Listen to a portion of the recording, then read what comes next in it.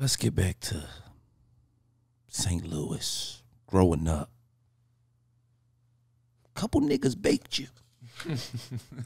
Scott Suggs, cooked your ass one day. I'm talking about Scott Suggs barbecued you. I'm talking about you was the whole menu of the barbecue. Who did y'all talk to? He cooked you so bad. Do our research. You know that. Look, I knew I bring up Scotty, boy. He's shaking now, and Scott cooked his ass so bad. They said he came back to the gym. He didn't even know Scott was in there. He come in, he got flip-flops on. They say he seen Scott. He hauled ass back to the car to get his gear. He had to get some get back. Scott put some smut on your name. Yeah, Scott wasn't playing. So was that always how you was designed?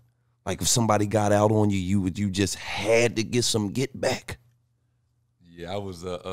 Shout out to Scott Suggs too, SS. You know, SS Impala, man, did him dirty. Gave him 45.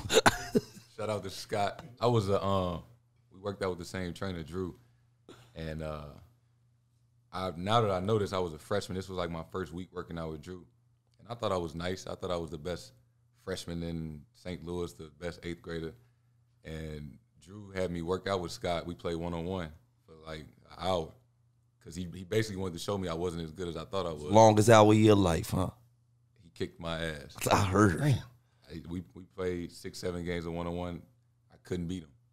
I really couldn't score. And I felt like, and that's when Drew finally got my attention. He was like, all right, now we got a lot to work on. Fast forward, Scott was in college, or he was an overseas player. He was working out pre-jab. 2 years later, I was a junior. So now I'm like the #1 player in the country. So I'm with my older cousin, and we going to the gym. They playing pickup. Like you said, I got flip flops. I got my khakis on from school. I got a polo on. So I'm just going in to chill. I seen Scott. I ain't seen Scott in 2 years. I said, hold on, I'll be right back. So in them 2 years, Scott, you just had to carry Scott's name around. Like Scott was a part of. You was one of Scott's victims at the time. So you was like, I got to come up off this victim list. I'm real. Scott is a real good dude. Like he's a real, first class guy. So he ain't walk around talking about he kicked my ass. Okay, so he was cool then. He just knew it when y'all seen each other. It was a mutual. Yeah, he cooked you, nigga. He knew. He ain't tell a lot of people though. But when I was 17. 2 years later, and I seen him in the gym, I ran in my trunk, grabbed some sneaks. I used to wear shorts under my khakis at school just in case. And I went in there, and they know what happened. You got some get back. Damn, Scotty. Damn, okay. So Scotty had a funeral. No. Hold on. Scotty ain't take. So wait. Scotty 1-1. Like, let's not put too much smut on Scotty. Right, Scotty got out on him. He got out on Scotty. Now, they got to see somewhere along the line, and they got to, uneven this shit. You feel what I'm saying? Put that work like, in. we ain't going to act like Scotty is down. Well, no. See, you know what's so good about him? We glad he ran to his trunk in a different way. Yeah. He said, I ran to the trunk. Right. Hit the trunk, pop the trunk. I'm like, it's so great that he ran to his trunk and he got the sneaks and not something else. You know, in the hood, when somebody run into the trunk, the whole gym cloud, he going to the trunk. Everybody like this. He got a gun. You know, so it was like, luckily he went and got some Nikes. Niggas screaming, watch out for Lil J. Watch out, Lil J. Lil J coming. Lil J going to the trunk. So it was good that he went in a different way. But you know what's crazy though, even with the Scotty thing, when you was in the 5th grade, man, they say you was playing with grown men dropping quarters. You was dropping 25 and all that, barbecuing them. That's why I keep saying our games are similar. The same thing. He was, except for when he came up against Bradley Beal. Oh, yeah, that's another story. Now that's another story. Hey, yo. Yeah, they said Brad was a little older. Brad used to say, they say Bradley was throwing bullets. They said, yeah, you young and all that, and you play with the older people, but take this 35. It's crazy, man. But Brad, that's a whole different story. That's like my big brother. Yeah, that's right. So he literally lived around the corner. His mom was my mom, volleyball coach in high school. So yeah, Brad used to kick my ass too. Brad, so now, like when y'all come up against each other in the league, is it like, I'm gonna cook the shit out you tonight, Brad? Oh yeah, I mean you ask Pooh when we play the Wizards, the first quarter almost be like we playing 1-on-1. Right. I'm guarding him, he guarding me, and I try to score every time. But did Brad like give you some added motivation being that y'all went to the same school, huh? Mm-hmm. And he was before you, right? And he kind of set the tone for what you could be, what you could do out here. You know what I'm saying? So was he like some motivation, like, damn, Brad in the league, like, I'm the top junior, I'm the top player in the country, I'm the top senior now. You know, you looking on the gram, Brad Price standing on Bentleys and shit. You like, I'm on my way. It's just a matter of time. Was like Brad that motivation for you? For sure. I went to my high school because of him.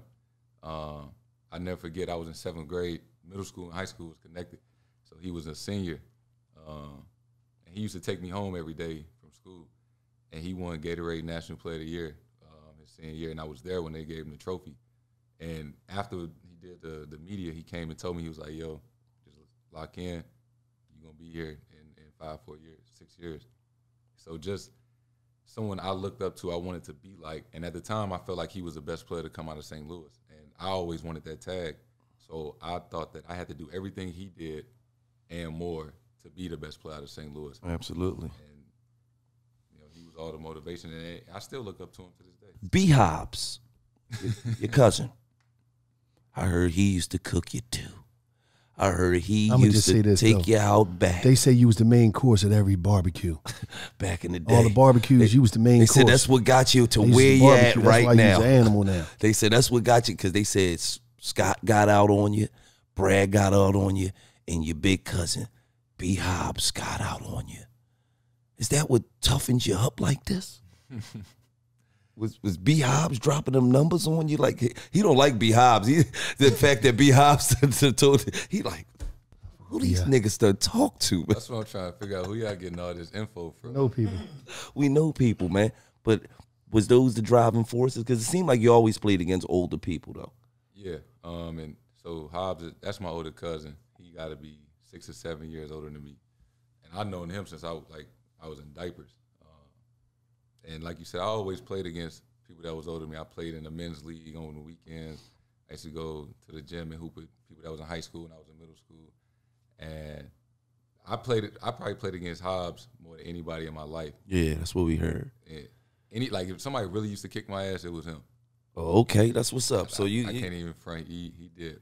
But they told me, right, they said you one of the biggest Nelly fans. They said all they got to do is put on, we're going Nelly, down, baby, Yo Street in the Range Rover, street sweeper, baby, ready to let it go, shimmy, shimmy, Cocoa Puff. They said you going for 60. Bringing the Band-Aids out there. He's slamming on people in Air Force One. I need to pair. He come through slamming on. He snapped. As soon as he hear that, he snapped. I'm putting in my Air Force One. They go crazy. I remember you was on the Slam magazine or something. You had the Band-Aid on, huh? He was going in, yup.